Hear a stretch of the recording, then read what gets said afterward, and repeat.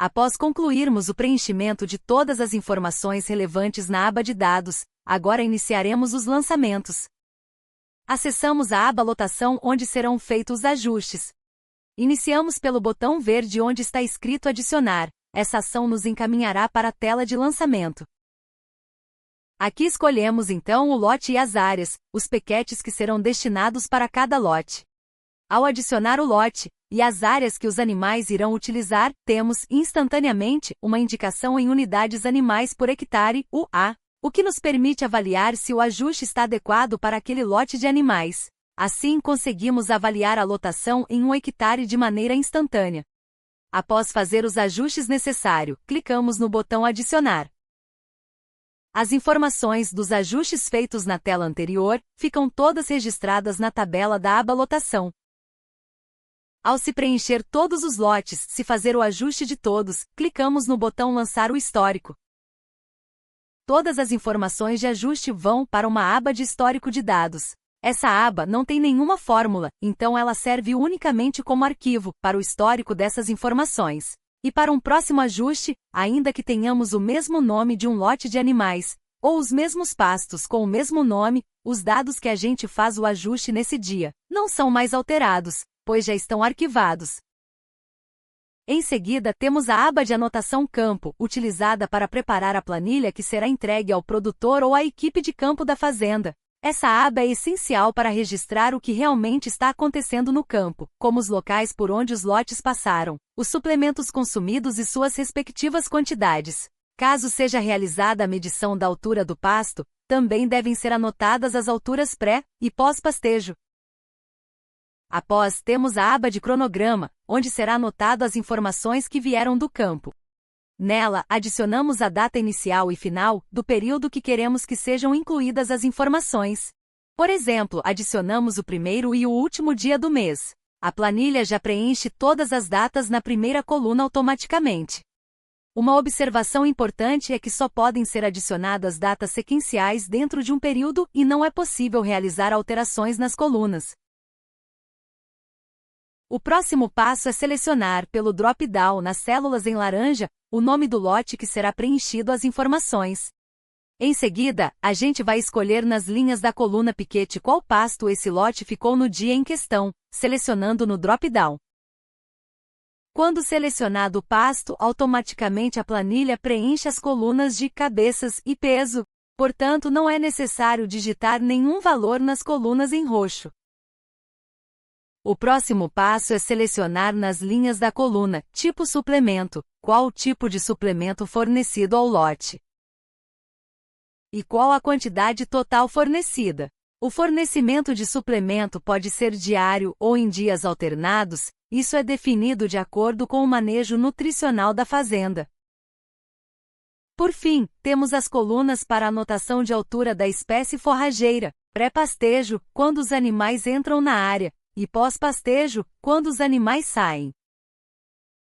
Após preencher todos os dados que vieram do campo ao longo de um mês, é lançado o histórico, e da mesma forma, essa aba lança o histórico para a aba denominada Histcron, armazenando os dados. E ao fazer o lançamento dos dados, a planilha já se limpa sozinha para a próxima digitação. A planilha do histórico de cronograma também é utilizada para armazenamento dos dados. Caso precise alterar algum lançamento, é possível fazer alterações nas colunas de cabeçalho verde claro. As de verde escuro são programadas com fórmulas fixas na planilha. A planilha do histórico de cronograma 2 é igual à anterior, mas no primeiro lançamento é necessário clicar no botão Importar histórico. Nos lançamentos seguintes, basta preencher normalmente que os dados serão puxados automaticamente. Recentemente, incluímos a ficha de controle de variáveis climáticas. Assim como nas anotações de campo, é fundamental que a equipe da fazenda registre diariamente na ficha do clima, informando a precipitação, a temperatura mínima e a máxima. Após coletadas as informações no campo, elas serão lançadas na aba Clima. Nela, adicionamos a data inicial e final do período que queremos que sejam incluídas as informações, como na anotação campo. Lembrando que só podem ser adicionadas datas sequenciais dentro de um período e não é possível realizar alterações nas colunas. Em seguida, selecionamos no drop-down qual a estação de coleta que os dados representam. Então, preenche-se as informações de precipitação, temperatura mínima e temperatura máxima. Após preencher todos os dados, é só clicar em Lançar Histórico e todas as informações serão armazenadas na aba Este Clima e utilizadas para os relatórios. Com o lançamento dos dados, a planilha ficará limpa para novos lançamentos. A aba de Este Clima segue o mesmo conceito das demais abas de histórico, sendo utilizada para armazenamento de dados. Na aba de Dashboard temos diversas funcionalidades essenciais para a análise técnica. Essa aba permite a seleção de períodos por ano, trimestre ou mês, escolha por espécie de planta e categoria animal, além da ordenação por piquete para avaliar a carga de lotação. Após selecionar o ano safra e os filtros disponíveis na coluna, como estação, categoria, espécie ou piquete, passamos à análise do dashboard. O primeiro gráfico apresenta a ocupação e o intervalo de utilização nas estações de inverno e verão. Abaixo, é exibida a taxa de UA por hectare conforme a espécie forrageira. Além de dois gráficos de lotação instantânea, que indicam quantos animais estavam presentes em determinado piquete em um dia específico. Essa lotação pode ser expressa tanto em UA por hectare quanto em número de animais por hectare.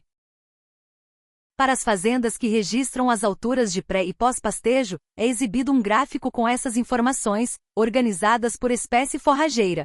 Esse gráfico está vinculado aos filtros selecionados anteriormente, como estação do ano, categoria, espécie ou piquete. O gráfico de ranking de piquetes localizado na célula S2 permite alterar o critério de ordenação. É possível, por exemplo, selecionar o ranking por UA hectare, o que gera uma lista dos piquetes com maior lotação. No entanto, também é possível ordenar por número de dias de ocupação no piquete ou pelo intervalo entre pastejos.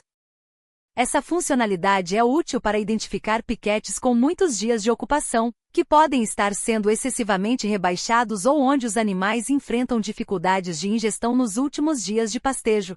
Dessa forma, a análise desse ranking contribui para a tomada de decisões importantes no manejo da fazenda. Na aba Dashcron 2 do relatório nutricional do mapa do gado, é possível filtrar os dados combinando informações como lote, categoria e nome do suplemento, além da data de conferência, permitindo análises mensais ou de períodos completos. Após aplicar os filtros, o mapa do gado gera duas formas de visualização, tabela e gráfico. A tabela apresenta por lote selecionado o consumo total em quilos no período, o custo do suplemento, o consumo médio por cabeça dia em quilograma e o custo por cabeça dia em reais. Já os gráficos se dividem em duas versões. Um mostra o consumo diário por cabeça e por 100 kg de peso vivo, útil para comparação com as recomendações do fabricante, que geralmente seguem esse formato, e o outro exibe o consumo diário por cabeça em quilos. Esses elementos compõem um resumo nutricional gerado. Qualquer dúvida, entre em contato com a nossa equipe.